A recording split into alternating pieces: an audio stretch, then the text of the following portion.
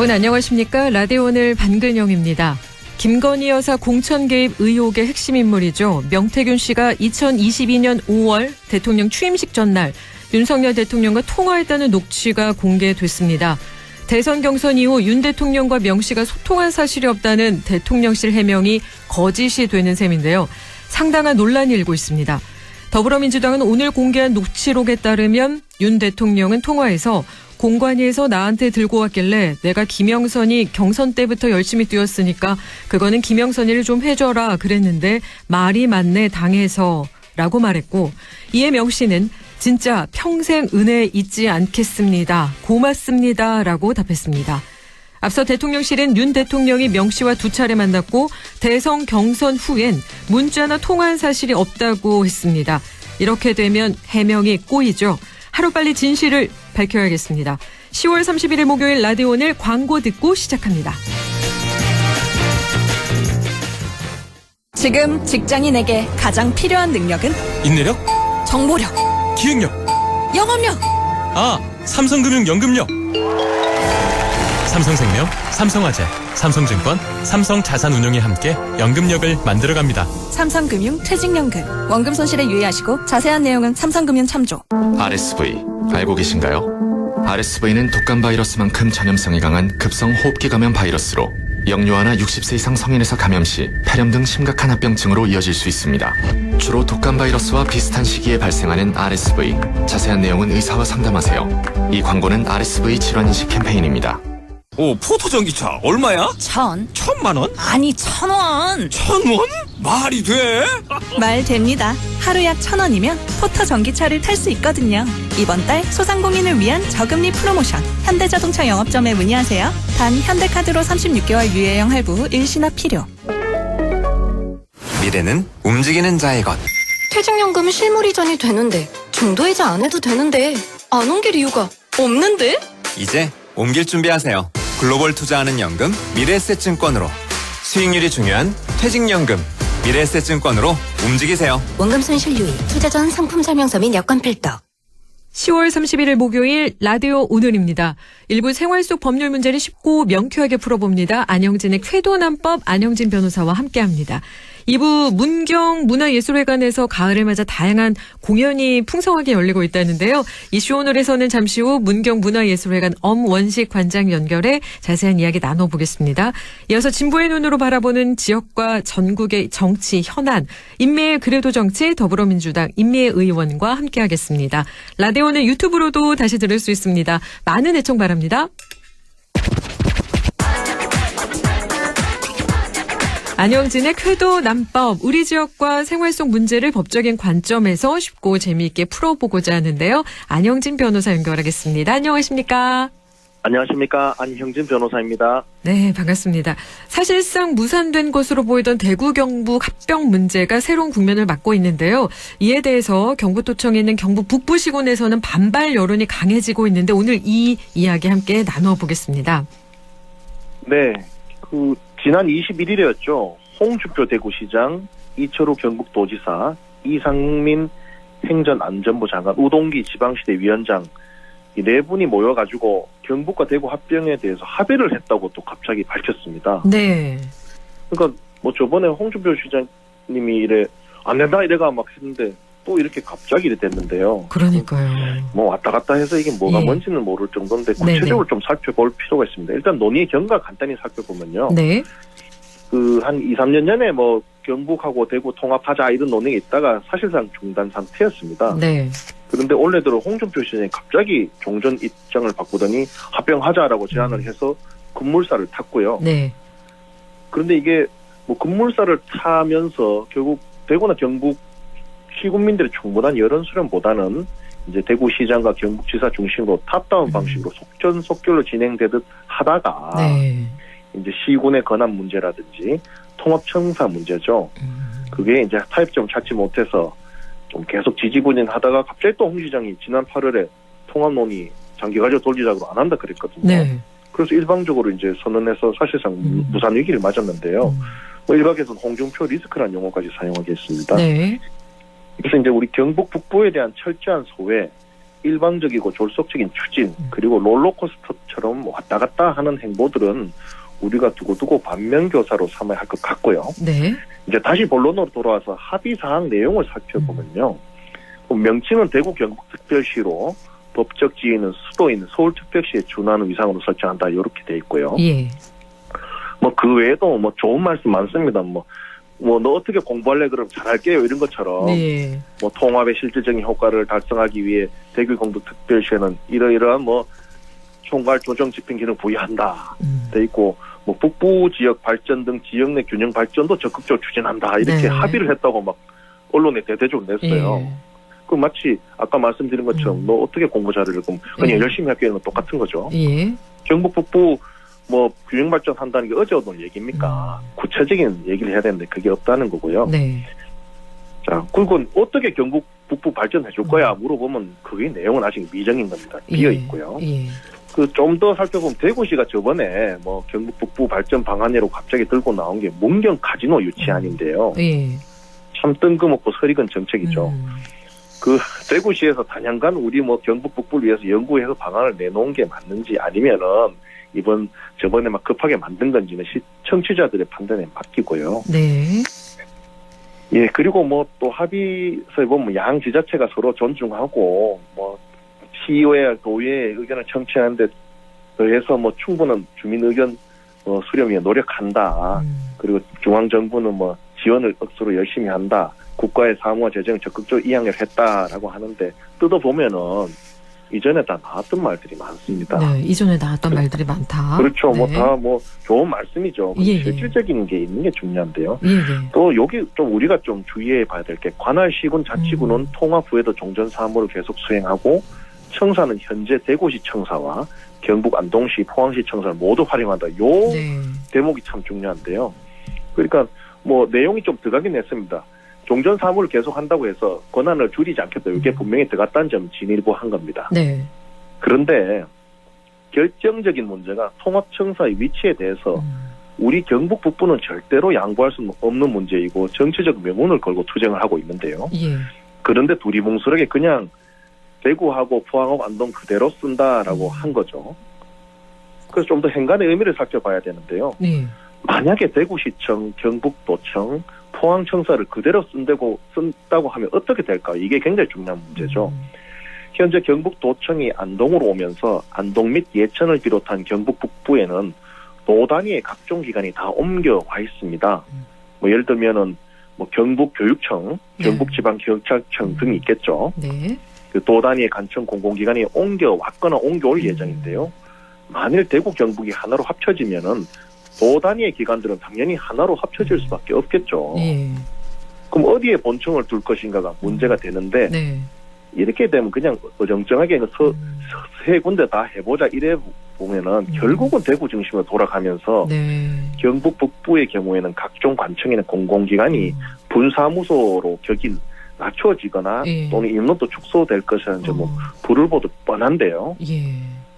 이 점이 굉장히 좀 맹점이고 우리 문제인데 더 나아가서 합병 후에 그 시의회 그러니까 광역시의회는 어디에 둘 겁니까? 여기에 대해서는 아무 말도 없습니다. 네. 그러면 대구하고 안동에서 왔다 갔다 돌아가면서 할 것인가요? 이건 말이 안 되거든요. 예. 그러니까 정확히 보면 도청을 어디에 두고 도의회를 어디에 두는지가 우리 경북 북부의 주된 관심사이고 네. 그 둘을 우리 경북 북부에 두어야만 한다는 게 우리의 양보할 수 없는 요구사항인데 우리가 정말 이 목숨을 걸고 이렇게 목소리를 부르짖고 있는데 이 점에 대해서는 공란으로 비워둔 거죠. 예. 그래서 수능 공부하는데 뭐 국영수 다 빼고 다른 거는 다 열심히 했다 이런 거랑 좀 비슷하지 않나 생각도 얼핏 들었습니다만은 네. 경북도시사 대구시장 등 4명이 서울에서 이른바 합의안에 서명한 이후에 지역의 반발은 더 거세지고 공식화되고 있는데요. 네. 안동시의회, 예천군의회, 영주시의회는 경북 대구 합병 반대 결의안을 채택하면서 강하게 반발하고 있고요. 이러한 흐름은 경북 북부의 타 시군에서도 계속 될 것으로 보입니다. 예. 경북도 내 기초 단체장들도 반대하고 있고 오늘 기사 보니까요. 네. 포항시청 앞 광장에서 안동 예천의회 지역 자생 단체들이 반대하는 집회를 열었다. 이런 내용도 있더라고요. 그렇습니다. 사실 경북 대구가 합쳐졌을 때에 과연 우리 경북이 입는 이익이 뭐냐. 다 저쪽 대구 중심으로 가는 게 아니냐. 이거는 우려되는데 네네. 실질적으로 뭘 얻는 이거는 좀 불분명하거든요. 예. 이게 지금 설득이 안 되는데 자꾸 이제 윗분들이 만나서 막 해보자 이러니까 우리는 소외되고 말도 안 되죠. 더 썩이 나고 하는 거죠. 좀 문제가 더 커지고 있습니다. 그래서 저는 경북 북부인의 한 사람으로서 과감하게 제안을 드린 것은 이제 이렇게 분란만 일으키고 실효성도 없는 경북 대구 합병 논의를 접고 낙후 지역인 경북 북부를 발전시키기 위한 도청 활성화에 더욱 역량을 집중해야 한다는 우리 경북 북부의 목소리 이제는 제발 귀 기울여 줄 것을 호소드리고요. 네. 아울러서 지역에서 제일 힘이 센 정치인 중에 한 명이 국회의원들입니다. 그렇다면 현재 침묵으로 일관하고 있는 안동 예천 김영동 국회의원이 가장 적극적으로 경북하고 대구 합병을 막는데 지역 주민들의 목소리를 대변해서 나서줘야 된다는 거죠. 네. 아울러서 상주 문경의 이미자 의원, 영주 봉화 영양의 임종덕 의원, 영의성 청송 영덕 울진의 박형수 국회의원도 이제는 좀 과감하게 목소리를 내고 해야 되지 않는가라는 생각도 해보았습니다. 네, 경북 대구 통합에 대해서 오늘 의견을 나눠주셨는데요. 구체적인 내용이 없다. 이런 의견도 밝혀주셨고 그렇기 때문에 우리가 목소리를 좀 더 높여야 된다. 경북 북부 중심으로 발전 방안을 우리가 더 논의해야 된다. 그래서 지역에 힘이 있는 우리 국회의원분들 다시 한번 목소리를 내주십시오. 이렇게 또 이야기해 주셨습니다. 오늘 말씀 여기까지 함께하겠습니다. 감사합니다. 고맙습니다. 지금까지 안영진의 쾌도난법 안영진 변호사와 함께 이야기 나눴습니다. 라디오 오늘 1부 여기까지고요. 잠시 후 2부에서 뵙겠습니다.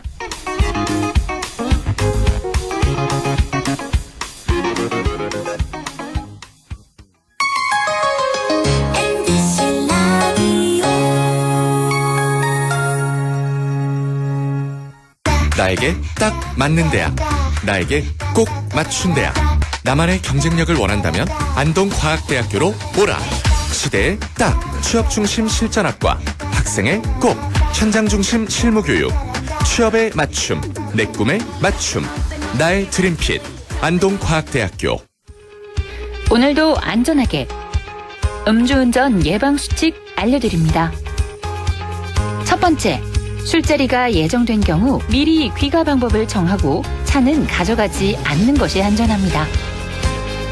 두 번째, 음주 후 자전거나 전동 킥보드를 이용하는 것도 음주운전 처벌 대상에 포함됩니다.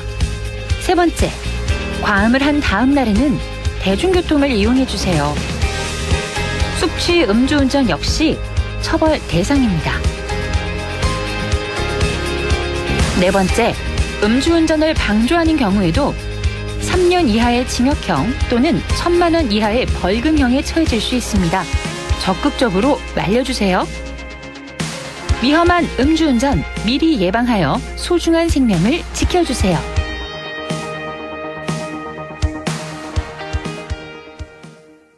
안녕하세요. 배우 문지은입니다. 우리 사회에는 일을 할 수 있어도 사회에 나아갈 기회조차 얻지 못하는 발달장애인이 있습니다. 그 여정에 함께하는 위드 슬로우 스타터 캠페인을 시작합니다. 더 많은 첫걸음이 시작될 수 있도록 발달장애인의 출발을 응원해주세요. 공익광고 협의회.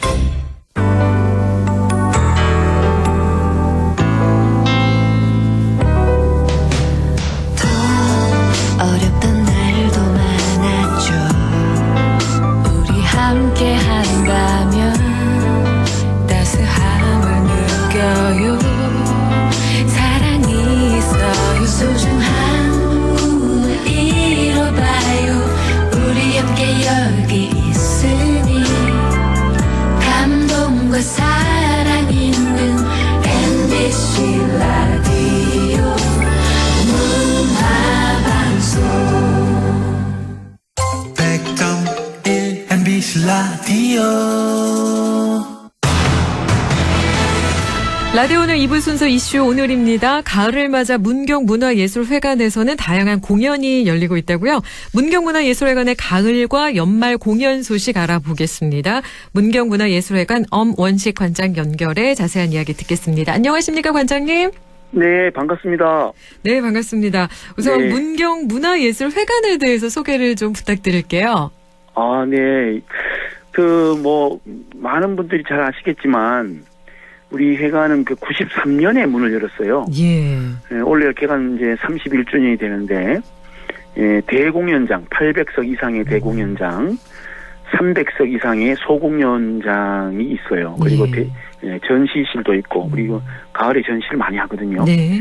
그다음에 장서 10만 권 이상의 도서관이 이제 세 곳이 있고, 요즘 작은 도서관이라 해서 면 단위 지역에도 도서관이 있거든요. 그 7곳이 있고, 그다음 2만 평 부지의 공원도 함께 관리하고 있습니다. 더구나 우리 작년에는 개관 30주년을 맞았는데요. 저희들이 30년간의 일들을 정리해서 회고 기념 전시도 하고 기획 공연도 개최한 바 있습니다. 문경문화예술회관 이렇게 30년 이상 우리 문경 시민의 문화에 대한 갈증을 해소하는 데 큰 역할을 하고 있는데 공연 관람 관객들의 호응도 참 좋다고요. 그렇죠. 이렇게 지방에서는 아무래도 이게 문화예술 관련 공연에 목이 말라 있습니다. 안 그래도 우리 이렇게 아나운서께서도 잘 아시겠지만은 서울까지 우리 공연 보러 막 다니시잖아요. 네, 그렇죠. 가족 5명이 가면 공연비 10만 원이면 50만 원에다가 기름값까지 합하고 이렇게 식사까지 하시고 나면 그건 7, 80만 원에 가까운 돈을 써야 되잖아요. 저희는 입장료가 3,000원이에요. 공연료가. 3,000원이요? 네. 영화는 2,000원이고. 그래서 시민분들께서 부담 없이 또 저희들이 좋은 공연을 많이 가져오려고 노력하고 있거든요. 그래서 저희들이 여러 가지 공연을 한 연간 50여 차례 합니다. 영화까지 합쳐서. 그래서 시민분들이 선택의 폭도 넓고 오셔서 많이 행복해하고 있습니다. 떡볶이 값보다 싸요. 3,000원, 2,000원이라니요. 그리고 하여튼 우리 문경뿐만이 오는 게 아니고 인근의 상주분들, 예천분들도 함께 오셔가지고 우리 문경시 홍보 역할도 우리 문화예술회관에서 독하게 하고 있습니다. 그렇네요. 정말 문화의 벽을 단단히 완전히 낮춰서 누구나 함께 할 수 있는 공간으로 이렇게 변화되고 또 함께 할 수 있는 공간이구나 싶은데요. 매달 다양한 작품이 무대에 오르고 있는데 공연 선택에 특별한 기준이 있을까요? 특별한 기준이라기보다 지금 사실은 서울, 부산, 대구, 대도시에서는 많이 하잖아요. 대체적으로 서울에서 많이 하는데 일단은 우리가 좋은 작품을 먼저 컨택해서 가서 봅니다. 직접 봐서 우리 직원들이 나누어서 봐서 누구나 좋다고 하면 저희들이 가지고 옵니다. 공연을. 그렇기 때문에 우리 시민들이 누구나 다 또 좋아하시고 그리고 우리도 재미없는데 다른 사람들이 재밌겠어, 그죠? 그러니까요. 우리는 그런 방법을 선택하고 있습니다. 모든 직원분들이 함께 보고 좋은 작품을 가져오시기 때문에 만족도가 높을 것 같은데요. 문경문화예술회관에서 가을을 맞아 또 다양한 공연 전시 열고 있는데 오늘까지 10월에 어느 멋진 날에 공연이 있었다고요? 네, 어제 했어요. 어제 하고 이제 오늘도 공연을 하는데 우리 김동규 씨 아시죠? 아시죠. 알죠. 이거 어제 난리가 났어요. 말해 뭐예요? 돌아가실 때 감동을 안고 돌아가셨습니다. 이렇게 멋진 공연을 우리 지역에서 볼 수 있어서 너무 좋았다고 다들 이렇게 말씀하셨고 하여튼 이렇게 오페라도 있었고 가곡도 있었고 가요도 있었고 동요도 있었고 하여튼 다양한 장르로 하여튼 관객들을 압도했어요. 이게 지금 보통 공연이 있으면 열흘 전에 매표를 하는데 2번 공연을 하는데 당일 오전에 다 매진됐고요. 어제 또 보고 가신 분들이 소문을 내어서 지금 벌써 밖에 우리말로 난리가 났어요. 공연장 주변이 심상치 않습니다. 정말 그 정도군요. 사실 이렇게 좋은 공연 한 편 보는 거는 책 한 권 읽는 것도 똑같다. 이런 얘기도 있을 정도로 정말 감동이 어마어마한데 그 감동을 느끼려고 지금 문경문화예술회관 앞이 지금 난리가 났네요. 마치고 오십시오. 그럴까요? 달려갈까요? 1시간이면 달려가잖아요. 아닙니다. 아니에요? 43분이면 옵니다. 자, 시간까지 정확하게 재셨어요. 43분이면 갑니까? 예, 알겠습니다. 다음 달에는 또 오페라 공연이 예정돼 있다고요? 어떤 오페라일까요? 저희들이 매월 해요. 매월 하는데 11월 달에는 세비야의 이발사라고 들어보셨죠? 그럼요. 유명하죠. 세빌리아의 이발사라고 하는데 그 세비야라는 지역이 스페인 남서부 안달루시아 지방에 위치한 대도시잖아요. 네. 이 스페인 마드리드나 바르셀로나, 발렌시아 다음으로 큰 도시라고 네. 알고 있거든요. 예, 그렇죠. 그리고 저도 십수년 전에 다녀왔지만은 세비야라는 말만 들어도 지금도 가슴이 좀 뛰긴 뜁니다. 그 잠깐 내용을 말씀드리면, 예. 이탈리아 희곡 오페라의 거장 조아키노 로시니의 대표작인데, 네. 1816년에 작곡되어서 그때 초연 이후에 지금까지 널리 연주되고 있거든요. 네. 젊은 귀족 알마비바가 우여곡절 끝에 사랑하는 여인 로지나와 결혼하는 해프닝을 다룬 작품이거든요. 네. 그 대경 오페라단이라고 우리 그 재상철 교수 겸 단장께서 해설을 깃대어서 쉽고 코믹하게 풀어낸 오페라입니다. 많은 기대가 되는 작품입니다. 해설까지 곁들여 있다면 네네. 오페라가 어려우셨던 분들도 쉽게 다가갈 수 있을 것 같습니다. 그렇죠. 이게 쉽게 볼 수 있는 것도 아니고. 예, 그럼요. 아무래도 이렇게 많이 널리 알려졌지만 설명까지 해주시면 이해하는 데는 큰 도움이 되죠. 그럼요. 게다가 세비야 이발사 같은 경우 우리말이 아니어도 사실은 가슴을 울리는 부분들이 꽤 있잖아요. 그렇습니까? 저는 우리말로 해야 되는데. 아, 그래요? 아니, 저는 우리말 아니었는데도 불구하고 함께 울었던 적도 있거든요. 역시 수준이 높으십니다. 아닙니다. 그만큼 공연장에 가면은 감화가 쉽게 되는 것 같습니다. 그 공연장의 분위기라든가 공연하시는 분들의 열정이 그대로 느껴지기 때문에 그래서 11월에는 세비야의 이발사가 공연이 된다는 점 여러분 기억을 꼭 해주시면 좋겠고요. 뮤지컬 공연도 열린다고요? 저희들이 야심차게 준비했어요. 예. 작년 연말에도 저희들이 참 시민들 가슴을 따뜻하게 해드렸는데 12월 우리 또 크리스마스 다음 날 26일하고 27일에 우리 뮤지컬 최고 스타라고 할 수 있는 최정원 씨, 전수경 씨, 홍지민 씨 세 분이 출연하는 뮤지컬 갈라 콘서트가 진행됩니다. 티켓이 언제 열리나요? 네? 티켓 예매는 언제 열리나요? 창구는? 열흘 전에 합니다. 열흘 전에요? 아, 네. 26일이면은 16일쯤에. 맘마미아. 예, 그렇죠. 그리고 홍지민 씨는 뮤지컬 브로드웨이 42번지. 그렇죠. 그다음에 캣츠. 그다음에 최정원 씨는 말로 설명이 필요 없는 분 아니겠습니까? 우리나라 뮤지컬 1세대잖아요. 네, 그렇지. 마틸다, 시카고, 프리다, 비밀의 정원 등 수많은 작품을 알려진 분인데 이 세 분이 아마도 우리 문경 시민의 가슴을 다 찢어 넣을 것 같습니다. 그럼요. 사실 이 최정원 씨 한 명만으로도 압도적인데 네네네. 전수경 씨의 카리스마와 홍지민 씨의 열정은 안 보면 정말 후회하실 정도인데. 성량이 대단한 분들이죠. 그렇죠. 최정원, 전수경, 홍지민 세 분이 뭉쳤으니까 12월 26일 목요일, 27일 금요일은 문경으로 달려가야 됩니다, 여러분. 네네네. 보고 오십시오. 예, 문경문화예술회관에서 12월 크리스마스 다음 날인 26일, 27일에 함께 하는데 티켓이 열흘 전에 열린다고요? 네네네. 예, 그러면. 아마도 한 시간도 안 돼서 다 매진될 것 같아요. 그럼요. 인터넷은 한 2, 3분. 예. 현장 예매도 그 정도. 네, 그렇습니다. 문경에 계신 분들은 정말 복 받으셨네요. 정말 복 받으신 겁니다. 예, 그렇죠. 연말에 또 어떤 공연들이 준비되어 있을까요? 글쎄 저희들이 매월 이제 하고 있는데 뉴 달을 품은 슈퍼맨이라고 그것도 있고 연극 라이어 2도 있습니다. 라이어 2는 정말 유명하죠. 라이어 1을 작년에 했는데 이게 달을 품은 슈퍼맨은 이제 젊은 청년들의 자충우돌 성장기. 그리고 이제 이 작품에서 줄자들력으로 출연하는 박찬호 배우라고 있거든요. 우리 문경 출신입니다. 아버지가 사과 농사도 하고 사과 판매도 하는데 이날 사과 한 개를 좀 돌리는 방법을 해야겠어요.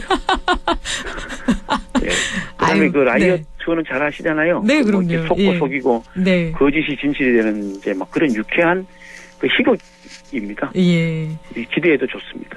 11월에는 뮤지컬 뉴달을 품은 슈퍼맨도 준비가 돼 있고요. 12월에는 라이어 2가 준비되어 있다는 점도 여러분 기대해 주시면 좋겠는데요. 관장님 왜 이렇게 말씀을 잘하세요? 네, 이게 그냥 나오는 게 있지 않습니까? 다 이렇게.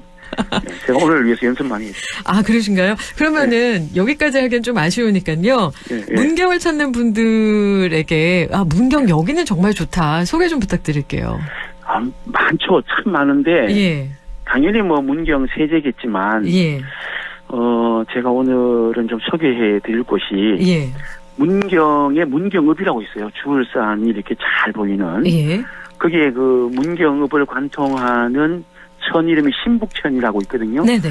그 벚꽃길이 신리나 이렇게 조성돼 있어요. 예. 봄에 벚꽃이 흩날릴 때 여기 가면 그 가슴이 무너져 내리거든요. 아, 무너져 내려요? 아, 무너져 내리죠. 그거 어떻게 주워 내년에 담아요? 경험 한번 해보시죠. 그런데 벚꽃이 이렇게 금방 지지 않습니까? 그렇죠. 근데 그 잎이 오래 가다가 예. 이 가을 딱 이 시기에 물들기 시작합니다.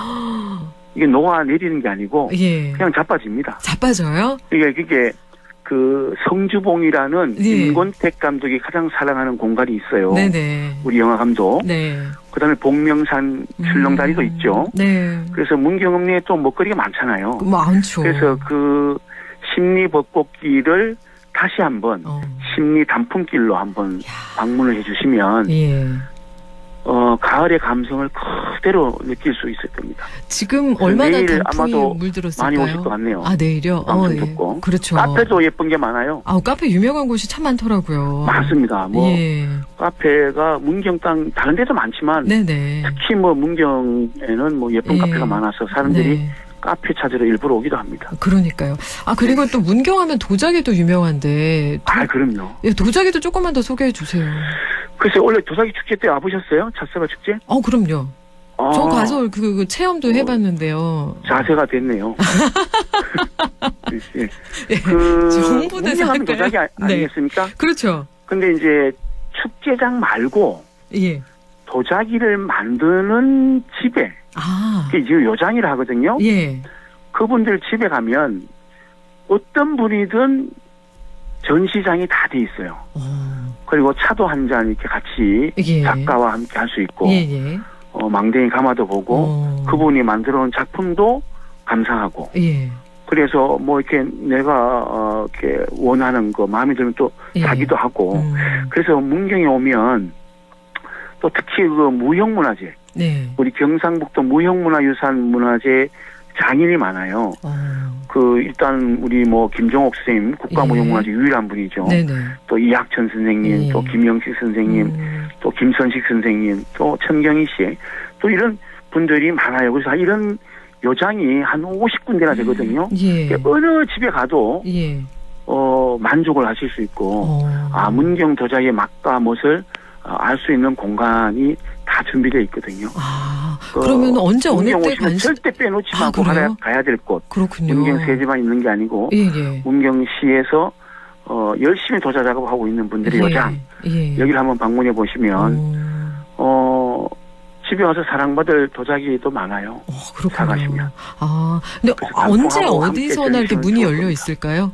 언제 어느 때나 항상 밤늦게는 안 되겠죠. 밤늦게는 안 되지만 네네. 항상 열려 있죠. 그렇군요. 저희가 도자기 구경하러 또 개인적으로 이렇게 찾아뵈도 된다라는 이야기 들으니까 당연히요. 너무 좋네요. 네네네. 예. 다 환영합니다.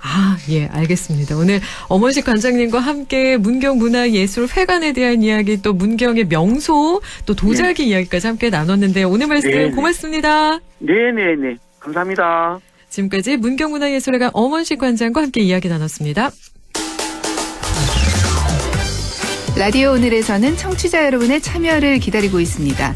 우리 지역에서 발생한 사건 사고 소식이나 함께 토론하고 싶은 내용을 안동 MBC 홈페이지 라디오 오늘 게시판에 올려주시기 바랍니다.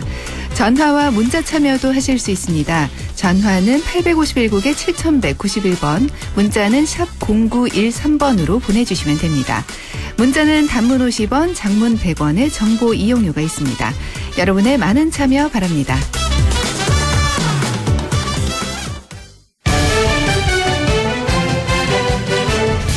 임미의 그래도 정치 진보의 눈으로 지역의 현안과 전국적인 정치 현안을 짚어봅니다. 더불어민주당 임미애 의원과 함께합니다. 안녕하십니까, 의원님?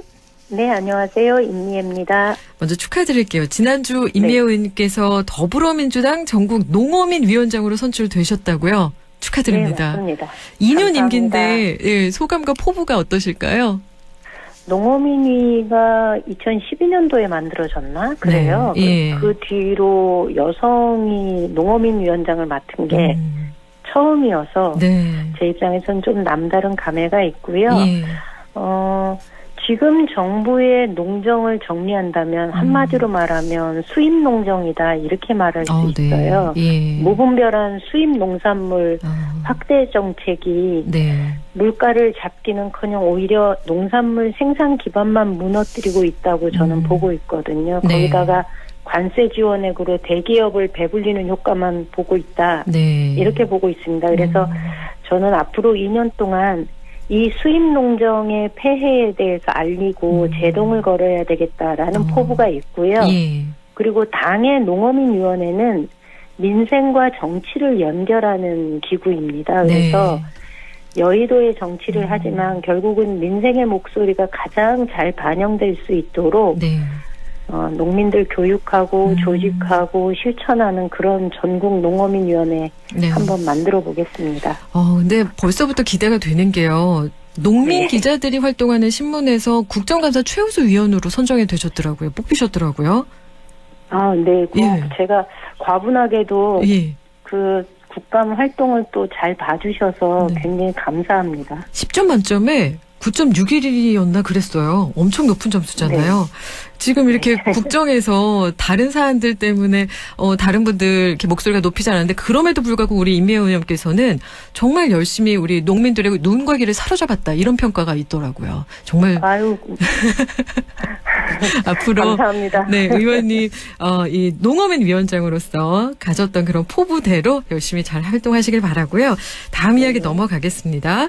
한동훈 국민의힘 대표가 어제 취임 100일을 맞았는데 어떻게 평가하시나요?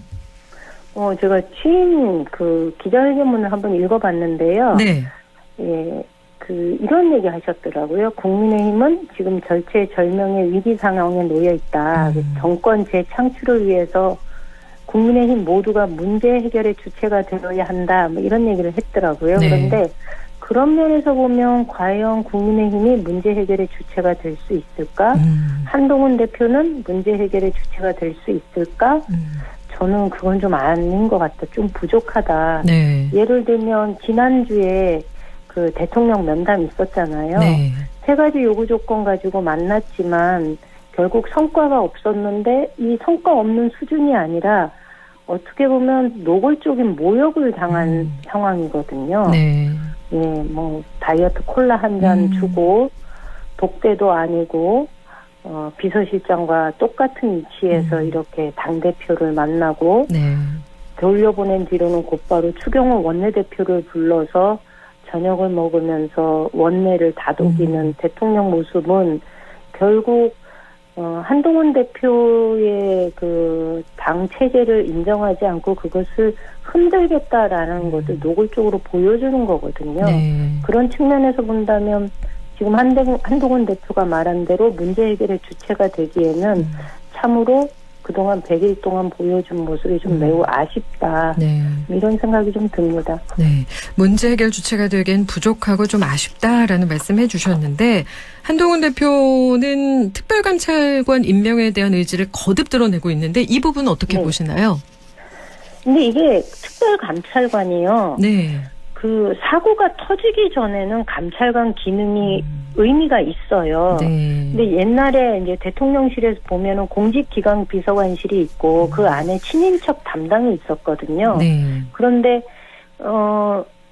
지금 상황은 사고가 이미 터질 만큼 터졌고 김건희 여사와 관련된 의혹이 30가지가 넘는다고 얘기를 하는데 그런 상황에서 감찰관이 무슨 의미가 있을까? 이미 사후 약방문인데 거기다가 특별감찰관이 지금 당내에서 대표의 그 정치적 위상을 따져보면 당내에서 통과도 저는 불가능하다고 봅니다. 대통령이 부인과 처가와 관련해서는 한치 양보도 안 하겠다라는 의지를 노골적으로 보여준 상황에서 특별감찰관 얘기는 국민의힘 내부도 설득하지 못하는 어쩌면 또 한 번의 한동훈 대표의 정치력 없음을 드러내는 그런 제안에 불과하다라는 생각이 좀 듭니다.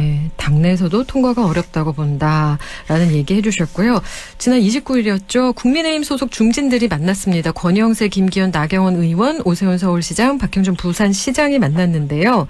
대통령실 관련 각종 의혹에 대해서 윤석열 대통령이 결재 해제하라 이런 요구를 했습니다. 이건 어떤 의미로 저희가 보면 될까요?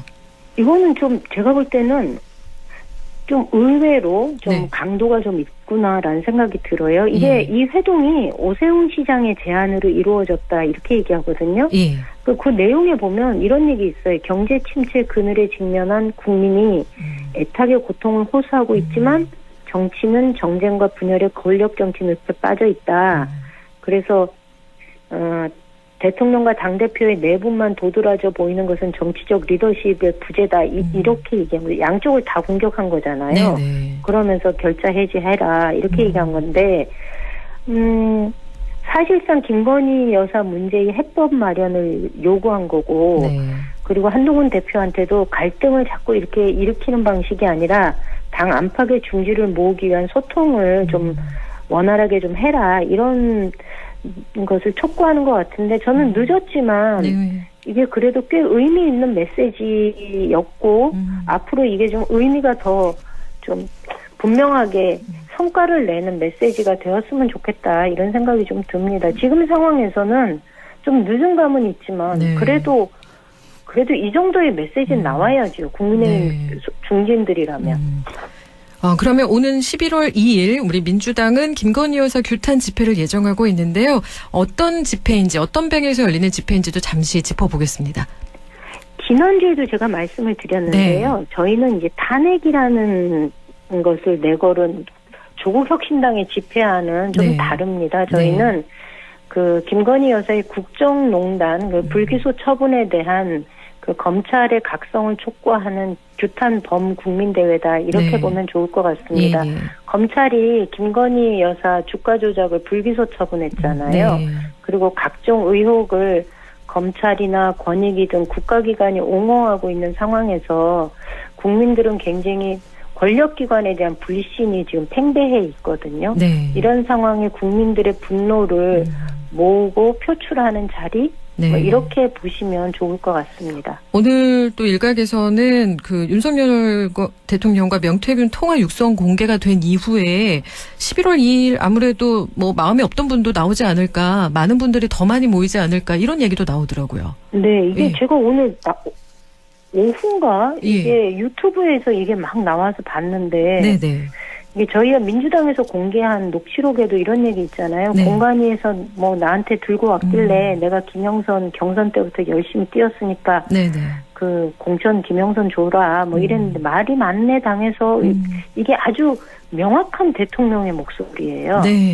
예, 이건 분명하게 보면 그 뒤에 녹취도 보면 여사가 그 대통령께 오빠 이러면서 이거를 왜 명태균의 요구를 들어주지 않느냐. 그게 당신이 할 일이냐. 들어줘야지. 뭐 이런 취지의 발언이 분명하게 나오거든요.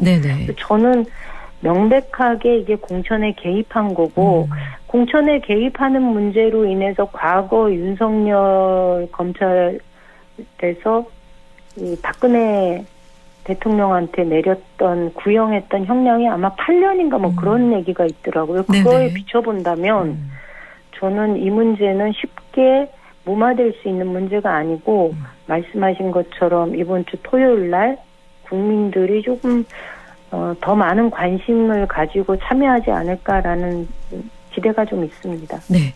그리고 현재 김건희 여사의 공천 개입 의혹과 관련한 그 명태균 씨 관련 각종 의혹이 계속해서 쏟아지고 있는데요. 민주당에서는 명태균 게이트 진상조사단을 설치했다고요? 네, 맞습니다. 이게 공천 개입 등과 관련된 그 핵심 인물인 명태균 씨를 둘러싼 의혹이 너무 많잖아요. 그렇죠. 여론조사 대표적으로 조작했다. 조작한 것도 부족해서 그것도 비용은 또 받지도 않은 거예요. 그리고 공천으로 대신 이 모든 것을 퉁치는 방식으로 했는데 서영교 의원이 단장이고요. 서영교 의원은 법사위원이어서 그동안 쭉 활동하면서 뭐 최상단 특검이나 뭐 검찰 수사 문제 등을 지적하면서 성과를 쭉 내왔던 분이어서 오늘 저희 기자회견 했거든요. 기자회견하면서 아까 말씀드린 그 녹취록을 공개한 거고 오늘 그 서영교 의원이 그런 얘기를 했어요. 윤 대통령이 검사 시절 박근혜 전 대통령 공천에 개입했다고 3년형 구형했고 재판에서 2년이 선고됐는데 이번 녹취가 정당법 위반이 될 수 있는지 살펴보겠다 이렇게 발언을 했거든요. 그러니 저는 서영교 의원이 아주 이 국민적으로 관심을 갖고 있는 이 사안에 대해서 이걸 끝까지 잘 파헤치고 그것을 국민들한테 아주 쉬운 언어로 전달을 잘할 수 있을 것이다 이렇게 봅니다. 예.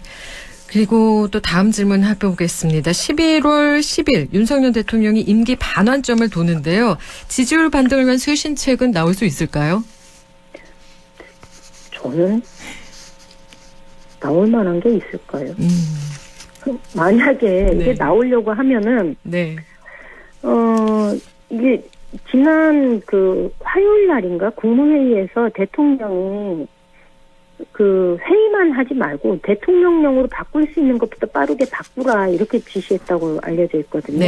그러니까 4대 개혁 하겠다라고 얘기했는데 그 내용도 전혀 없고 이런 상황인데 저는 그 대통령의 이 발언이 다시 말하면 국회 동의 없이 정치를 통한 개혁이 아니라 시행령으로 통치를 하겠다라는 말을 달리 표현한 게 그 발언이라고 봅니다. 그래서 민주주의에서 변화라는 건 대화와 타협을 통한 어떤 정치적 결과물이어야 이게 사회에 좀 제대로 자리를 잡을 수 있는데 대통령은 여전히 이 야당과 대화하고 타협하면서 사회의 기틀을 만들어 나가겠다라는 것보다는 시행령으로 할 수 있는 걸 해보겠다라는 식이어서 어쩌면 이 발언의 이면에는 야당을 정치의 파트너로 여전히 인정하지 않는 모습을 그대로 보여준 태도가 아닌가라는 생각을 합니다.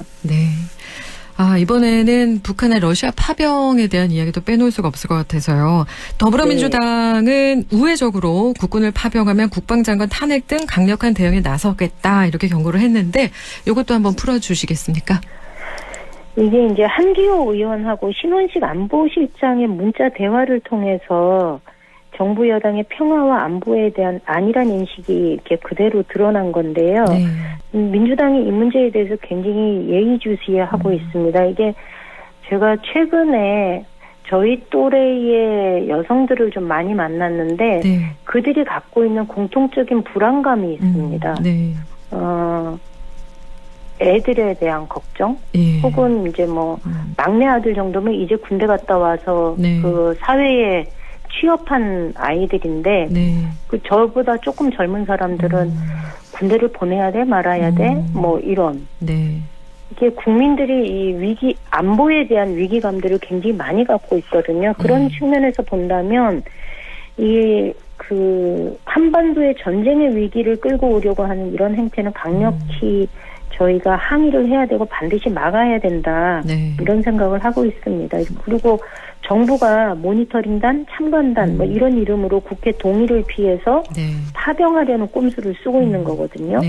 근데 이거는 대북 심리전을 전개하거나 북한 포로를 심문하는 역할도 저는 할 거라고 봅니다. 그래서 남북 대리전을 자청하는 행위는 굉장히 위험천만한 행위라는 것을 정부는 좀 알아야 된다고 봅니다. 네.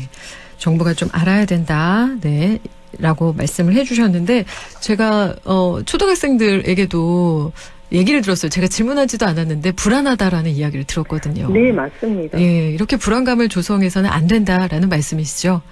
네, 그렇죠. 이게 안보가 불안하면요. 제일 먼저 반응하는 건 주식시장입니다. 예, 그리고 기업에 투자를 하려고 하는 정부가 그런 얘기 많이 하잖아요.